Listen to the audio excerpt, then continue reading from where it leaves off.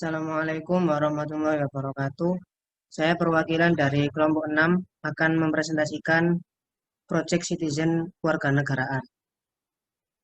Berikut ini adalah anggota kelompok kami. Yang pertama ada Dasa Mirela, NPM 111, kemudian saya sendiri, Emreza Maulana, NPM 115, dan yang terakhir ada Reziani Novendra, NPM 112. Yang kemudian dilanjutkan oleh teman saya. Proses pembuatan SIM atau Surat Izin Mengemudi. Pengertian SIM.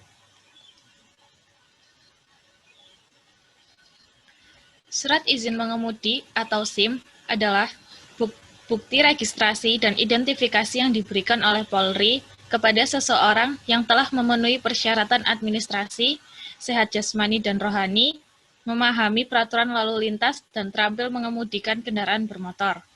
Setiap orang yang mengemudikan kendaraan bermotor di jalan wajib memiliki surat izin mengemudi sesuai dengan jenis kendaraan bermotor yang dikemudikan.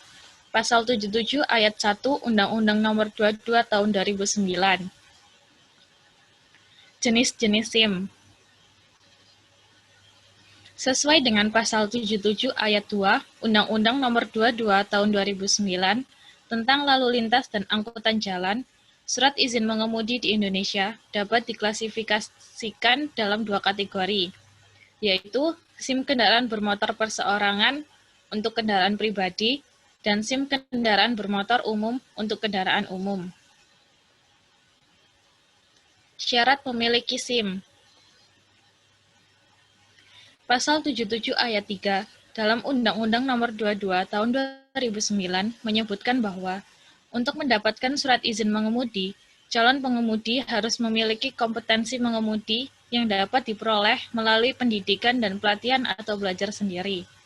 Lembaga pendidikan dan pelatihan tersebut harus mendapatkan izin dan terakreditasi oleh pemerintah. Persyaratan permohonan SIM perseorangan. Persyaratan pemohon SIM perseorangan dijelaskan dalam Pasal 81 ayat 2, 3, 4, dan 5 Undang-Undang Nomor 22 Tahun 2009. Persyaratan permohonan SIM umum. Persyaratan permohonan SIM umum berdasarkan Pasal 83 ayat 1, 2, dan 3 UU Nomor 22 Tahun 2009. Kewajiban kepemilikan SIM untuk berkendara. Setiap pengemudi kendaraan bermotor wajib memiliki SIM. Peraturan ini tercantum pada Pasal 18 ayat 1 UU Nomor 14 Tahun 1992 tentang lalu lintas dan angkutan jalan, bahwa setiap pengemudi kendaraan bermotor di wilayah wajib memiliki surat izin mengemudi atau SIM. Hal ini juga diatur dalam Pasal 288 ayat 2, yakni kewajiban menunjukkan SIM bagi setiap pengendara kendaraan bermotor. Bagi yang tidak bisa menunjukkan SIM, meskipun sejatinya sudah mempunyai, tetap dikenakan sanksi tilang. Bagi pengendara yang tidak bisa membuktikan kepemilikan SIM kepada petugas, sanksi yang dijatuhkan berbeda dengan pengendara yang tidak punya SIM.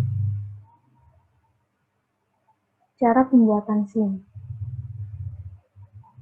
Pembuatan SIM dapat dilakukan di kantor Satuan Penyelenggara Administrasi SIM atau Satpas terdekat dari domisili KTP pendaftar.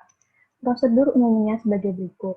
Yang pertama, membuat surat keterangan sehat jasmani dan rohani yang dikeluarkan oleh dokter dapat dilakukan di Polres tempat. Yang kedua, menyiapkan fotokopi KTP sebanyak 4 lembar. Yang ketiga, membeli formulir permohonan pembuatan SIM sesuai harga yang telah ditentukan. Yang keempat, membayar asuransi sebesar 30.000. Asuransi ini sifatnya tidak wajib.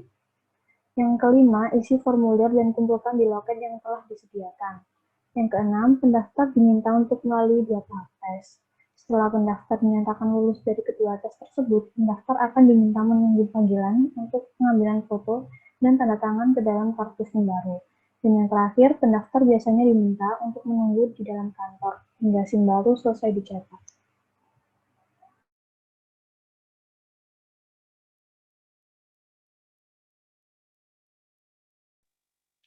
Feedback. Kepuasan masyarakat merupakan salah satu feedback yang tidak bisa dilepas bagi evaluasi dan reformasi birokrasi pelayanan bagi setiap sistem pelayanan administrasi dan birokrasi pemerintahan mengedepankan public service, termasuk pembuatan SIM dalam kepuasan masyarakat atas pelayanan yang telah dijalani dan diterima.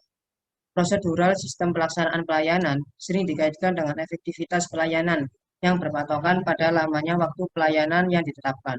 Pada efektivitas, sistem pelayanan sudah cukup baik, efisiensi, tolak ukur kecepatan, terjangkauan, dan kesesuaian sistem yang dijalankan dengan tuntutan kondisi masyarakat yang ada. Efisiensi, setiap tahapan prosesnya sudah maksimal. Bentuk usaha masyarakat. Mahasiswa adalah anggota masyarakat yang berada pada tataran elit karena kelebihan yang dimilikinya, yang dengan demikian mempunyai kekhasan fungsi, peran, dan tanggung jawab. Dari identitas dirinya tersebut, mahasiswa sekaligus mempunyai tanggung jawab intelektual, tanggung jawab sosial, dan tanggung jawab moral. Peran mahasiswa bagi bangsa dan negara ini bukan hanya duduk di depan meja dan mendengarkan dosen berbicara, akan tetapi mahasiswa juga mempunyai berbagai perannya dalam melaksanakan perubahan untuk bangsa Indonesia. Peran tersebut adalah sebagai generasi penerus yang melanjutkan dan menyampaikan nilai-nilai kebaikan pada suatu kaum, sebagai generasi pengganti yang menggantikan kaum yang sudah rusak moral dan perilakunya. Sekian yang bisa kami sampaikan. Terima kasih, dan jika ada salah kata, kami mohon maaf. Assalamualaikum warahmatullahi wabarakatuh.